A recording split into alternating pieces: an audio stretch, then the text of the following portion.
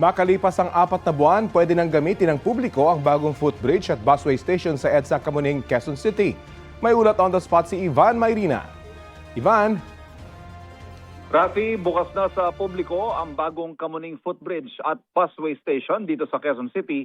Sa tapat yan halos, Rafi, ng GMA Network Center. Unahin natin yung footbridge, yan yung magiging kapalit ng tinatawag nating Mount Kamuning na ininspeksyon ni Pangulong Bongbong Marcos kamakailan at nakita kung gaano kahirap akyatin, kaya naman ipinag-utos niyang gawan agad ng kapalit. Itong bagong footbridge, Rafi, hindi hamak na mas mababa at kahit sinong may reasonable fitness level ika nga, kayang akyatin ito. Katunayan, mismong si Pangulong Bongbong Marcos ang nag-inspeksyon nito, inakyat ang tuktok ng lumang Mount Kamuning, bumaba, naglakad sa EDSA at umakyat sa panibagong footbridge. At pag bumalaki niya, mas maayos sa rawang lakaran ngayon. At para naman sa mga hindi kaya, meron ding elevator ito at may wheelchair lift din na sadyang isinama sa disenyo ng footbridge para maging inclusive. Itong footbridge, Rafi, naka-integrate o karugtong ng GMA Kamuning MRT Station at ng bagong gawang Kamuning Station ng EDSA Busway.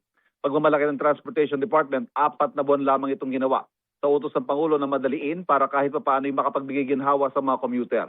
Ayon sa DOTR, nasa 750,000 commuters kada araw ang gumagamit ng pinagsamang MRT at EDSA Busway. Ayon sa Pangulo, itong mga maliliit na conveniences na ito na madali namang gawin ang siyang bibigyang prioridad para mapaganda nga ang commuter experience na eminado naman siya ay talaga mahirap para sa maraming Pilipino. Ang ating mga nakausap, natutuwa siyempre at malaking ginhawa raw ang idudulot nito sa kanilang pagko-commute. Balik sa iyo, Rafi. Maraming salamat, Ivan Mayrina.